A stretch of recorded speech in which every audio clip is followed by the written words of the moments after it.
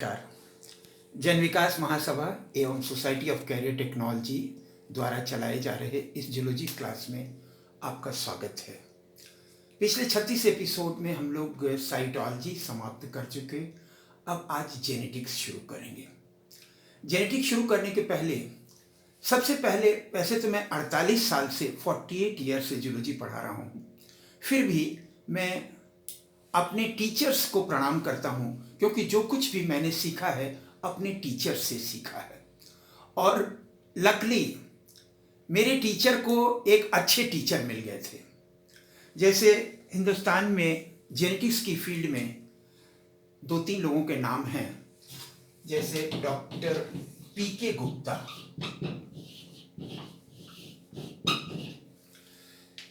इनकी किताब आने के पहले हिंदुस्तान में फॉरेन राइटर्स की किताब ही चलती थी। इनकी पहली किताब थी जो इंडियन राइटर की किताब थी। और एक और टीचर थे प्रोफेसर एस खन्ना, ये वाइस चांसलर भी बाद में हुए, अब ये इस दुनिया में नहीं है, लेकिन वो अपने टीचिंग्स और अपनी किताबों के द्वारा अभी भी जिंदा हैं अपने स्टूडेंट्स के दिल के अंदर। टीचर्स की बात जब आती है तो सबसे पहले मैं अपने बीएससी में जब मैं पढ़ता था तो अपने 2 टीचर्स का मैं आभारी हूँ, अभी तक उन्हें नहीं भूला हूँ। श्री प्रमोद चरण दुबे एंड श्री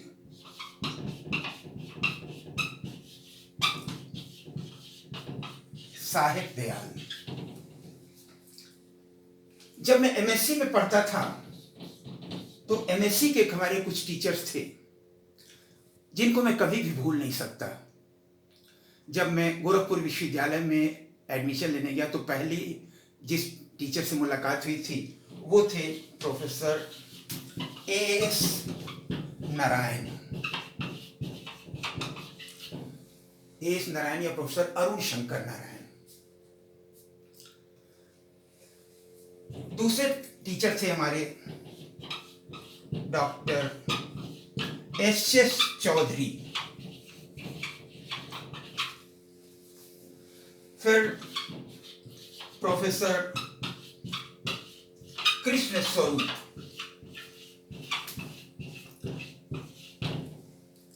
फिर एक और हैं डॉक्टर कौशल।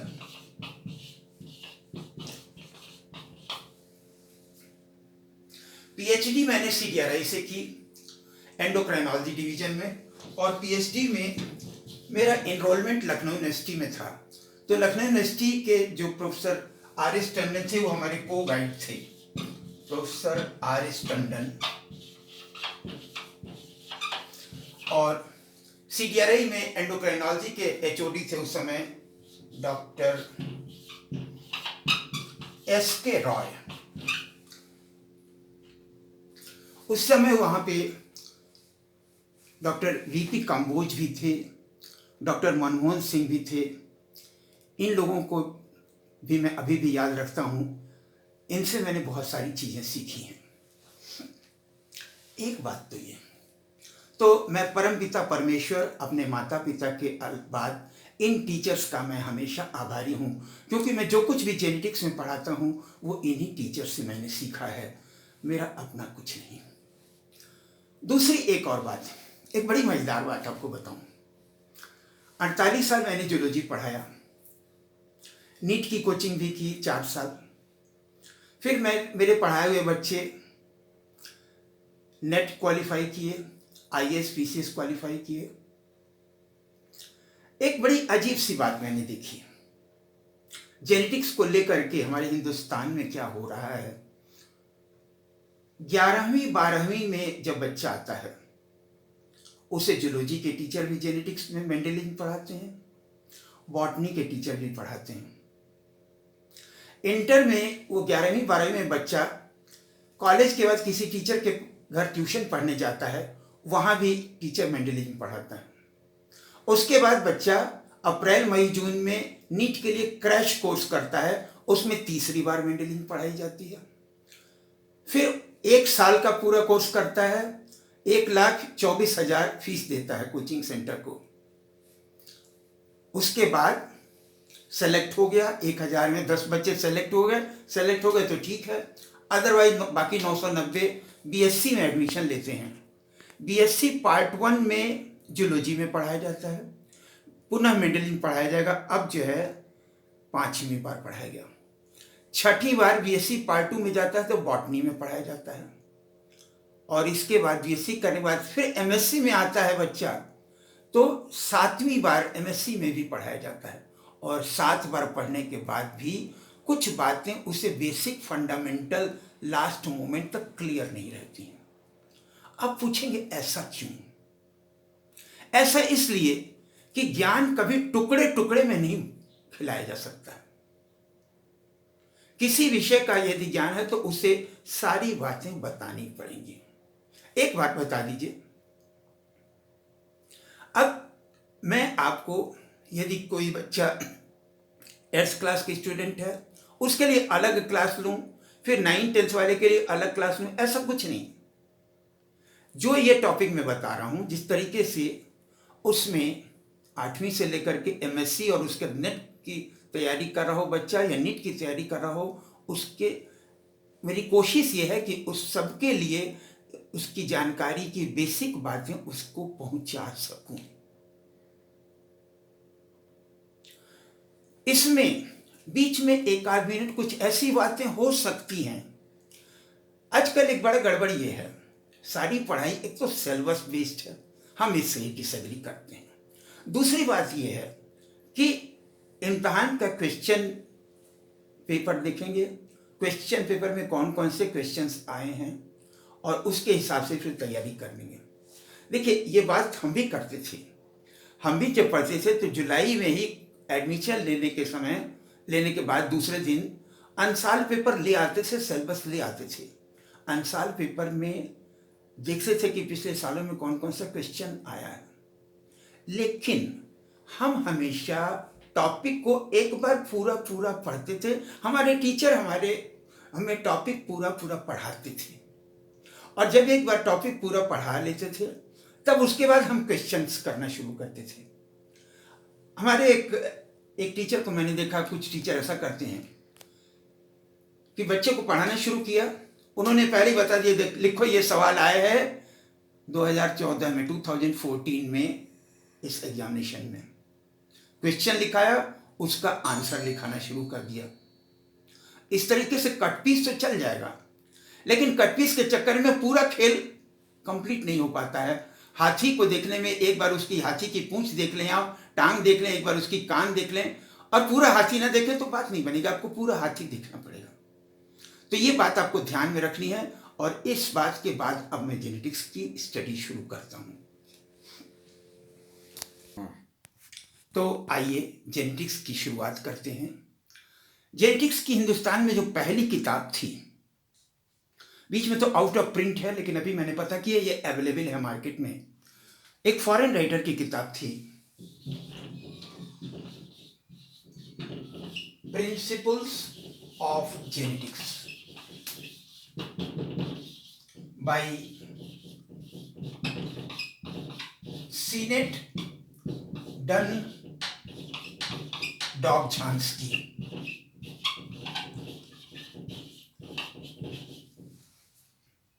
इस किताब में खासियत ये है, पहली किताब थी हिंदुस्तान में, 1950-60 के करीब में आई थी। इसमें लास्ट में मेंडल ने जो 1865 में लेख लिखा था और proceedings of royal society of London में छपने के लिए भेजा था, जो 1866 में पब्लिश हुआ था, उस लेख का नाम है, वो लेख उस किताब में दिया हुआ है, principles of genetics by Sinnott and Dobzhansky. उसमें लेख का शीर्षक है एक्सपेरिमेंट्स विथ प्लांट हाइब्रिडाइजेशन।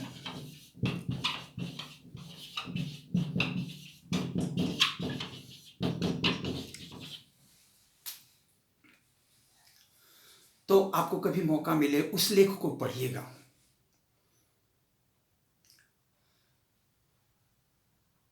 हम लोग पढ़ाते हैं, 48 ईयर से मैं पढ़ा रहा हूँ, किताबों में लिखा हुआ है laws of inheritance of Gregor Johann Mendel. Gregor Johann Mendel. जब मैंने इस ओरिजिनल लेख को पढ़ा तो मुझे पता चला वास्तव में मेंडल ने कोई नियम दिया ही नहीं था। ये जो हम लोग पूरा सारे हिंदुस्तान में सारी किताबों में लिख रहे हैं, सारे टीचर पढ़ा रहे हैं Mendel's laws of inheritance, Mendel ने कोई नियम नहीं दिया था। हाँ, उन्होंने कुछ एक्सपेरिमेंट्स किए थे, एक्सपेरिमेंट्स के रिजल्ट की व्याख्या की थी, वो व्याख्या बिल्कुल सही थी, लेकिन उन्होंने कोई नियम नहीं दिया था। वो नियम बाद में तो 1902 में कॉरेंस ने दिए।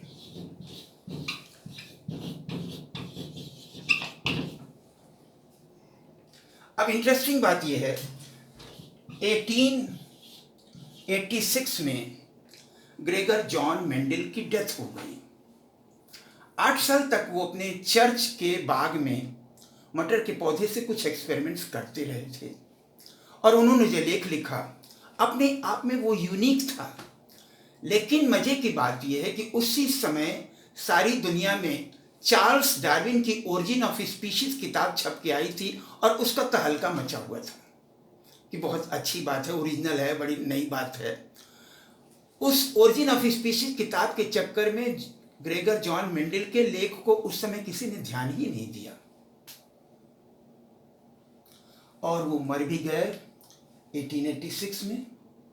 सन 1902 में दुनिया के 3 देशों के वैज्ञानिक डीवेरिच, शेरमार्क और कॉरेंस ने वैसे ही प्रयोग किए और उन्हें वैसे ही परिणाम मिले। तब बाय द वे उनको लाइब्रेरी में रखी हुई 36 साल पुरानी मेंडल के लेख की प्रति पढ़ने को मिली, और तब उन्होंने कहा कि अरे हम लोग आज जो कर रहे हैं वो तो 36 साल पहले मेंडल कर गए थे। और तब सारी दुनिया को मेंडल के काम के महत्व का पता चला। तो इट हैपेंस, बड़े बड़े शहरों में इस तरह की छोटी छोटी गलतियां होती रहती हैं। जेनेटिक्स की परिभाषा ये है, genetics is the study of heredity and variation. Heredity क्या है? माँ बाप से गुणों का बच्चे में ट्रांसफर होना, इसे हेरिडिटी कहते हैं। वेरिएशन क्या है?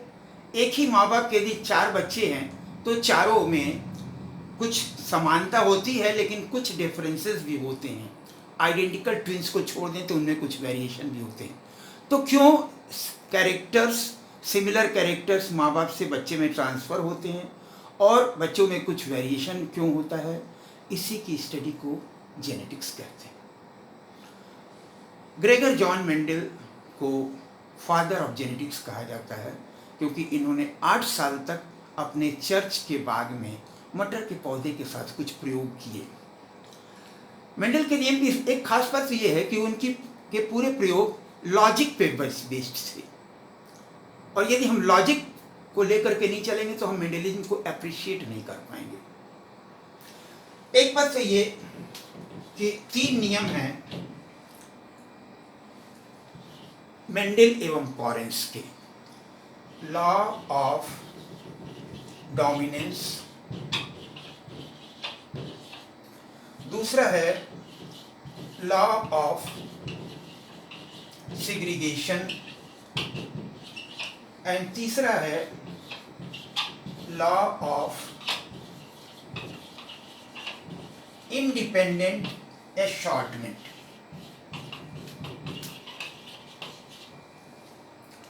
आजकल कुछ किताब और कुछ सिर्फ 2 ही नियम को मानते हैं, लॉ ऑफ सेग्रीगेशन और लॉ ऑफ इंडिपेंडेंट एशॉर्टमेंट। वो ये मानते हैं कि लॉ ऑफ डोमिनेंस की बात तो लॉ ऑफ सेग्रीगेशन में ही छिपी हुई है।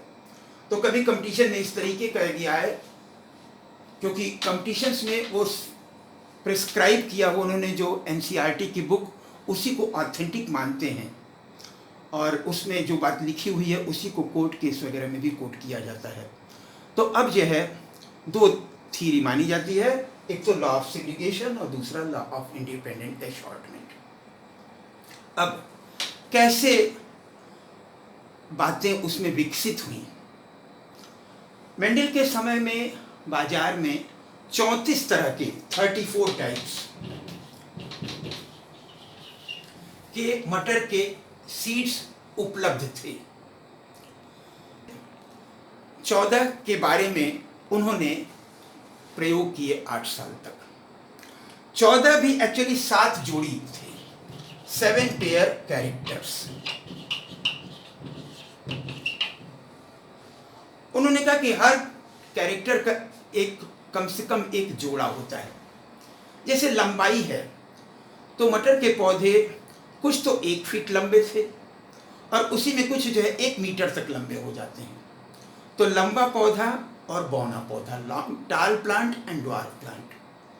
टालनेस, अब इसमें क्या हुआ, मेंडल ने जो पहला प्रयोग किया था, उन्होंने क्या किया, बौने पौधे को लिए, और बौने मटर के पौधे में खासियत यह है कि उसके फूल की बनावट ऐसी है कि उसमें नॉर्मली सेल्फ पॉलिनेशन होता है, लेकिन उसमें क्रॉस पॉलिनेशन भी किया जा सकता है। तो सेल्फ पॉलिनेशन में उन्होंने देखा कि एक ड्वार्फ प्लांट को लेते हैं, बौने पौधे को लेते हैं, उसमें सेल्फ पॉलिनेशन करते हैं, तो अब नेक्स्ट जनरेशन में सारे बौने पौधे मिलते हैं, अगली जनरेशन में, तीसरी जनरेशन में फिर बौने पौधे मिलते हैं, चौथी जनरेशन में फिर बौने पौधे मिलते हैं। एक बात तो ये। दूसरी तरफ उन्होंने देखा लंबे पौधे में सेल्फ पॉलिनेशन कराते थे। यूजुअली तो यही होता था कि लंबे पौधे के बच्चे भी लंबे और बच्चे के बच्चे भी लंबे, लेकिन उन्होंने ये देखा कभी कभी ऐसा भी होता था कि लंबे पौधे में सेल्फ पॉलिनेशन किया गया तो उसके बच्चों में से कुछ 75% तो टाल मिले और 25% ड्वार्फ मिले। अब सवाल उठता है कि पेरेंट्स टाल हैं, मम्मी पापा दोनों लंबे हैं, बच्चा जो है ड्वार्फ हो जाए, बौना हो जाए, तो आप आश्चर्य करेंगे ना। मेंडल ने भी आश्चर्य किया कि ये जब इनके माता पिता, दादा दादी, नाना नानी सब लंबे थे, तो इसमें कुछ बच्चे बौने कैसे हो जा रहे थे। अब आप इससे क्या मतलब निकालेंगे? मतलब ये है कि जिस लंबे माँ बाप के बच्चे कुछ बौने भी हो गए, इसका मतलब उन लंबे माँ बाप में कहीं न कहीं लंबापन और बौनापन दोनों को निर्धारित करने वाली कोई चीज़ थी। समथिंग कुछ होता है, क्या होता है ये तो नहीं मालूम, लेकिन ये सिंपल लॉजिक की बात थी। उन्होंने कहा कि यदि हम लंबे पौधे में सेल्फ पॉलिनेशन कराते हैं, उनके बच्चों में से कुछ लंबे कुछ बौने होते हैं, इसका मतलब माता पिता के अंदर कहीं बौनेपन के गुण को निर्धारित करने वाली भी कोई चीज़ मौजूद थी, जो कि बाद में अगली पीढ़ी में बच्चे में आ रही है। और इसी बात पर मेंडल ने एक बात ये कही, नियम नहीं था, लेकिन उन्होंने एक बात ये कही, हर प्राणी में, पौधा हो या जानवर, उसमें हर कैरेक्टर, चाहे लंबाई हो, बौनापन हो, चाहे आँख का रंग हो, चाहे फूल का रंग हो, इस हर गुण को निर्धारित करने के लिए कम से कम एक जोड़ी कुछ होता है। क्या होता है ये तो नहीं मालूम।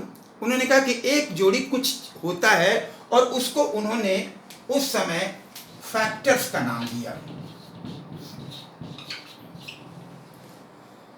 बात ये फैक्टर्स क्या हैं, कैसे कैरेक्टर्स को कंट्रोल करते हैं, ये उस समय उन्होंने नहीं बताया, लेकिन इतनी बात उनकी बिल्कुल लॉजिकल थी। उन्होंने कहा हर प्राणी में हर कैरेक्टर को कंट्रोल करने के लिए एक पेयर फैक्टर होते हैं, जिसमें एक फैक्टर मम्मी से मिलता है, एक फैक्टर पापा से मिलता है, और पुनः उनके बच्चों में उन दो में से एक ही फैक्टर ट्रांसफर होता है। तो ये प्रयोग था, और प्रयोग से उन्होंने ये देखा कि हर ऑर्गेनिज्म में हर कैरेक्टर को डिसाइड करने के लिए एक पेयर फैक्टर्स होते हैं। बाद में ये फैक्टर्स ही पता चला जीन्स हैं जो डीएनए से मिलकर के बने होते हैं, और ये कैरेक्टर्स को कैसे कंट्रोल करते हैं कि डिफरेंट कैरेक्टर्स डिफरेंट प्रोटीन्स के कारण होते हैं। प्रोटीन्स 20 प्रकार के एमाइनो एसिड्स के खास क्रम में जुड़ने से बनते हैं, लेकिन ये तो बाद की बात है। फिलहाल मेंडल ने इतनी बात कही, हर ऑर्गेनिज्म में हर कैरेक्टर को डिसाइड करने के लिए एक पेयर फैक्टर्स होते हैं। एक पेयर से ज़्यादा भी हो सकते हैं, लेकिन कम से कम एक पेयर फैक्टर तो जरूर होते हैं। एक बात तो फर्स्ट एक्सपेरिमेंट क्या किया मेंडल ने, उन्होंने एक लंबा पौधा लिया, टाल प्लांट, और उन्होंने अपने इनिशियल प्रयोग जो थे, हरी मटर जो होती है, जिसे बॉटनी में पाइजम सैटिवम कहते हैं, तो टाल प्लांट और दूसरी तरफ ड्वार्फ प्लांट,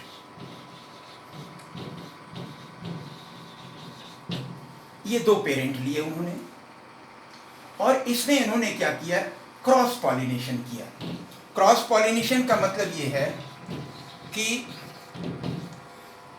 वैसे तो मटर के फूल में मेल और फीमेल दोनों को डिसाइड करने वाले फैक्टर्स पाए जाते हैं और उनमें सेल्फ पॉलिनेशन होता है। लेकिन इन्होंने क्या किया कि शुरू में ही यंग स्टेज में फ्लावर जब ग्रो कर रहा था, तो एक के जो मेल फैक्टर हैं पॉलिन, उनको दूसरे फ्लावर के स्टिग्मा पे ब्रश से छिड़क दिया और उसके एक पॉलीथीन से कवर करके रबर बैंड से बांध दिया।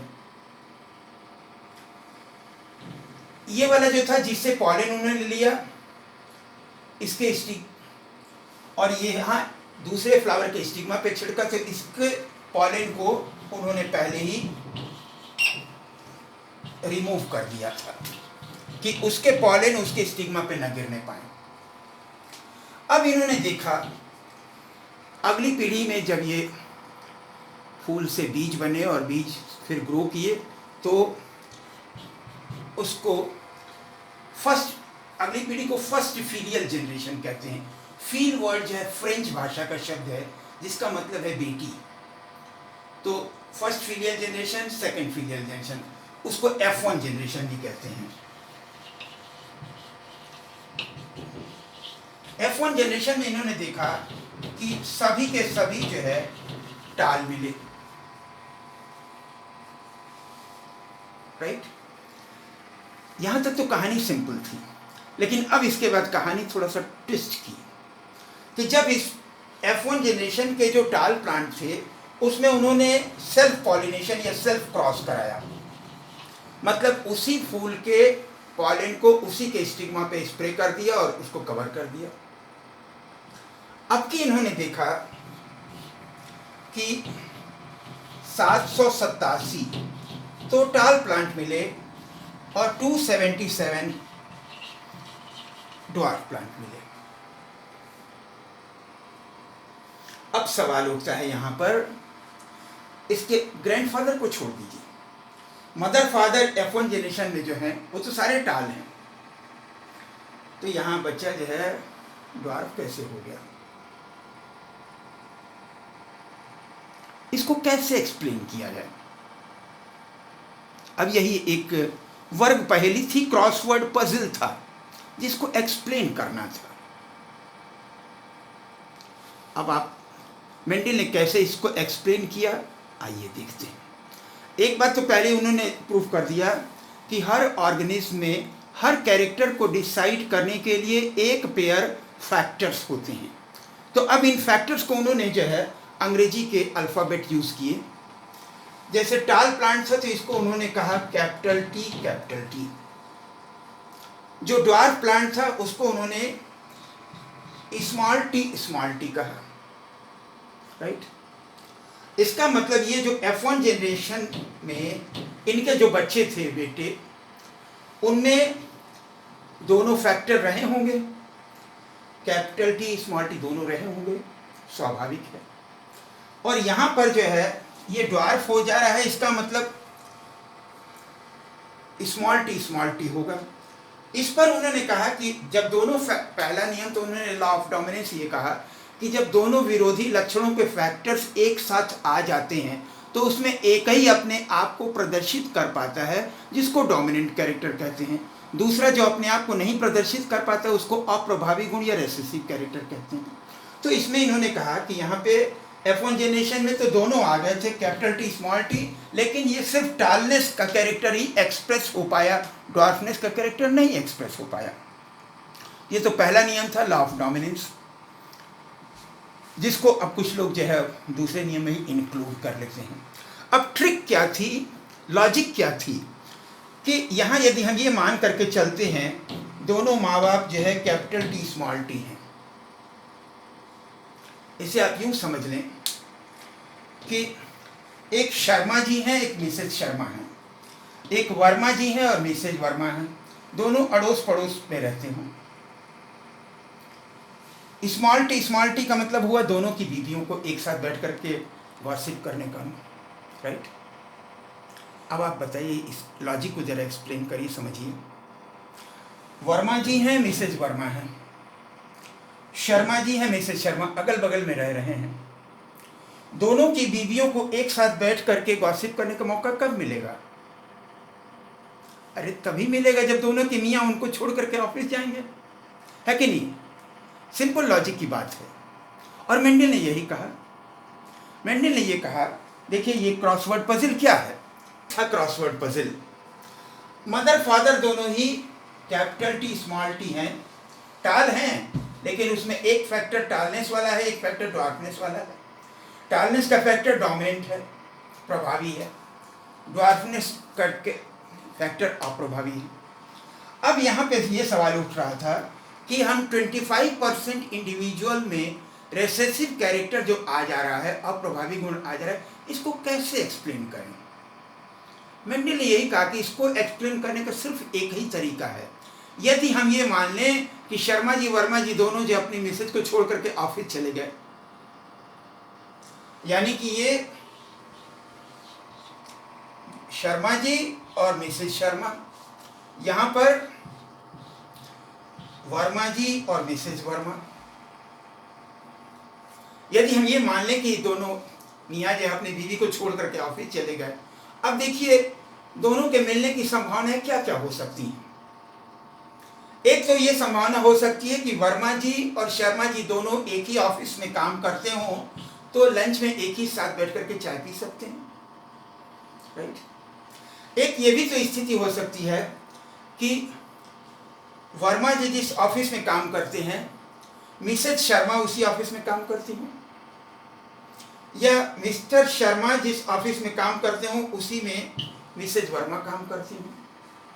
तो ये जो स्थिति थी कि 3 टाल और 1 ड्वार्फ,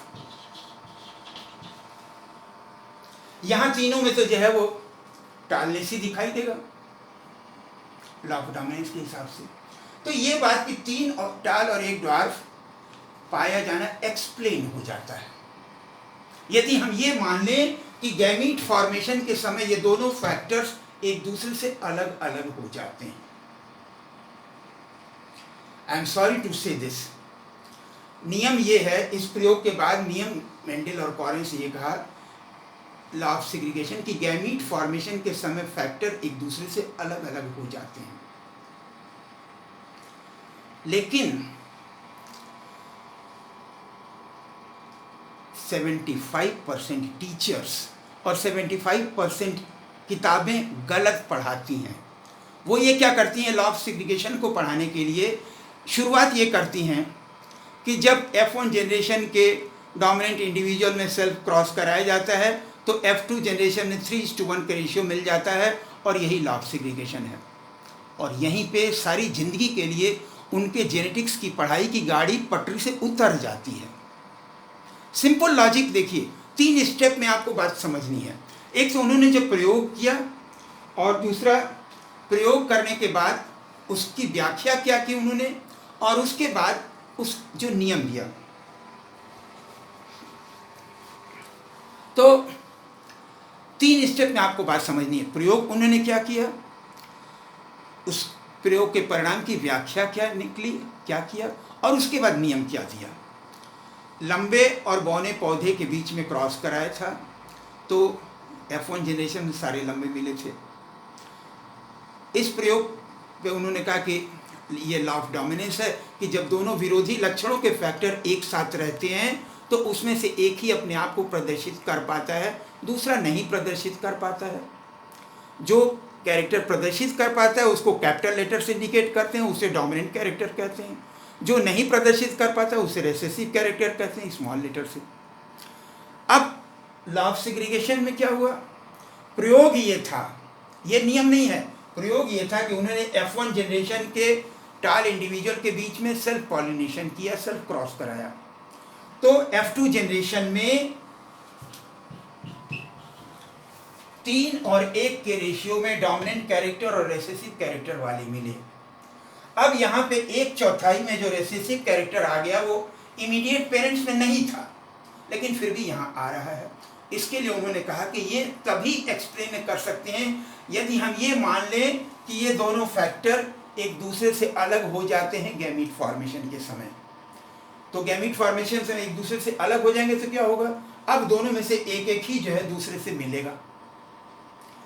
वरना क्या होता है कि एक जनरेशन में एक ऑर्गेनिज्म में एक कैरेक्टर के लिए 2 फैक्टर हैं, अब उसके बच्चे में 2 फैक्टर मम्मी से मिलते, 2 फादर से मिलते, तो 4 हो जाते फैक्टर, बैलेंस बिगड़ जाता।